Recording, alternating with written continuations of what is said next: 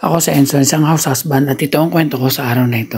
Ngayong araw ay pumunta kami dito sa Animal Bite Center sa Mechaong, Quezon. Medyo marami-rami na rin ng tao nung dumating kami kaya inuna talaga namin ang pagmimerienda, takot magutom kumbaga. Siyempre pag may habab hindi pwedeng walang tokneneng kaya bumili na rin ako. Total paborito din naman ito ng aking puso.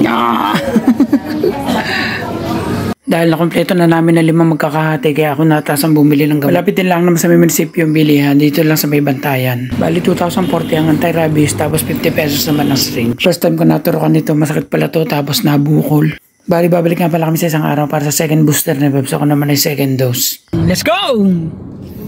Dahil tanghalian na kaya dumaan lang kami dito sa Jollibee. Joke lang, dito talaga kami pupunta sa Misang Palok Lake. Marami na din daw kasi nagtitinda ng makakain dito kaya tamang picnic, pasyal, tambay. At ito nga kami naispatan ang walk to box. Tamang-tama ang kanin nito, medyo mabigat sa tiyan kaysa magtinapay lang.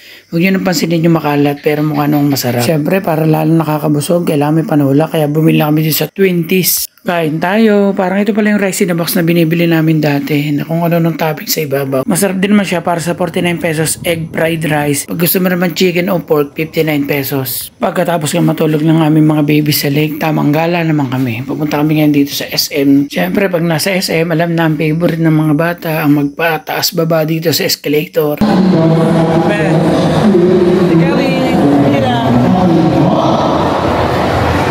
At para lalong malibang ang mga batang ito, alam na kung saan dadalhin. Dito lang yan sa may Kidsuna. Mga 2 oras para siguradong sulit ang kanilang pagtambay dito sa mall. Dahil bantay si mami sa dalawa, kung daw bahala dito kay Una, magpapagupit lang daw siya kay parin David. Parang bagay din nga pala itong palaro na ganito. Kasi halimbawa mag-grocery ka o may bibiling ka, pwedeng habilin mo muna dito basta may isang bantay lang. Sigurado namang hindi maiinip ang bata kasi marami silang makikitang kalaro tapos maraming laruan na pwede nilang paglaruan. Okay na rin yung ganito kaysa palakad-lakad ng bata, maiinip lang siya tapos mamaya mag-aaya ng umuwi.